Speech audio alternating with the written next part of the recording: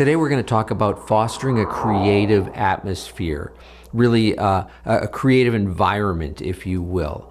And Mark Roach is going to talk to us about this idea. And a lot of what he's going to say is really set in the context of like a planning meeting for a service. So this would be with your pastor and others involved in that service, and allowing that creativity to flow in that setting.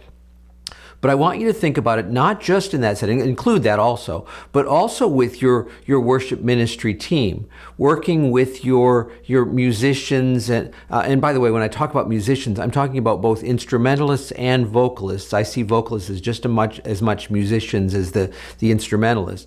But working with those musicians, as well as people like the folks that are going to do the video projection and anybody else that is involved in that creative environment, because what he's going to say really applies to both of those situations, the planning meeting for the service in that context, as well as just in general with your people. So listen to what Mark has to say. I have a love-hate with my past in terms of my work at a particular church because I was let go. I don't know if you'll put that in there or not, but I had some trouble there. And so when I look back, it's hard to think of the things that I did right and the things that I did wrong. But I know that in creative meetings, we were most successful when everybody felt heard. And, I think it's important to create atmospheres in your creative meetings where people don't feel dumb for throwing a dumb idea out there. In fact, I will say this. Now, one of the things that I love to do with my students is in the midst of their rehearsals, and I'm very hands-off by and large in their rehearsals. I really try to let them make arrangements and decisions and pick keys and stuff. But then I'll jump in and I'll give them an idea. Hey, why don't you take this and do a 2/4 measure here, or do a build there, or let's change that chord and just see what happens when we change that chord, and then it sounds terrible. And I kind of celebrate that. I'm like, that was a terrible idea. And I'm great with that. I want to throw terrible ideas, on the table, because if we're not willing to throw terrible ideas on the table, then we're not going to throw the great ones out there because we're going to end up scared of them. So it's so important to me to create an atmosphere where everybody feels like they can willingly throw a bad idea on the table and then pull it right back, admittedly, yep, that was terrible. Or have somebody else say, I'm just not a fan of that, and know that it's a safe place for them to not only retract that idea and say, yeah, I agree, that was not the best idea, but feel like next time they can throw an idea right back on the table and feel comfortable doing so.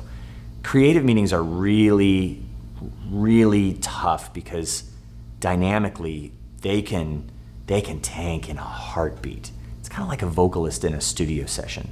They say that that's the quickest tank that an engineer can have.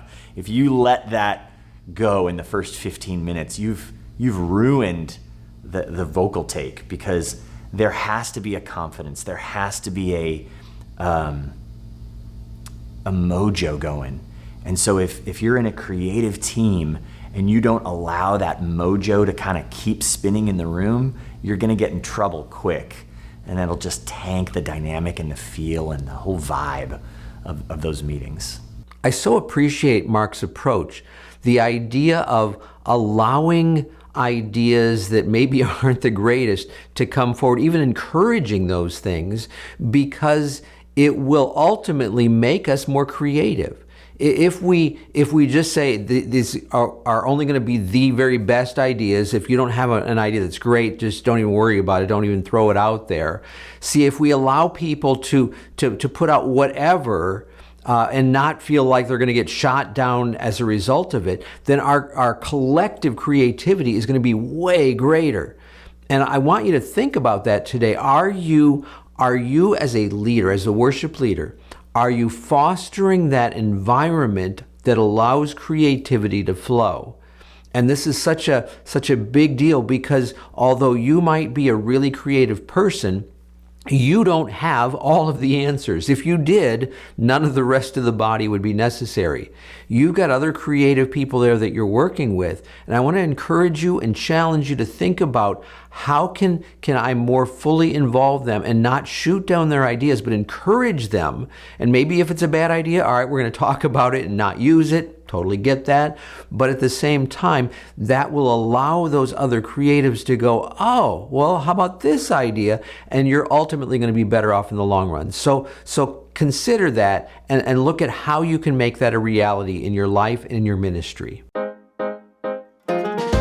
Brought to you by myworshipleadingcoach.com.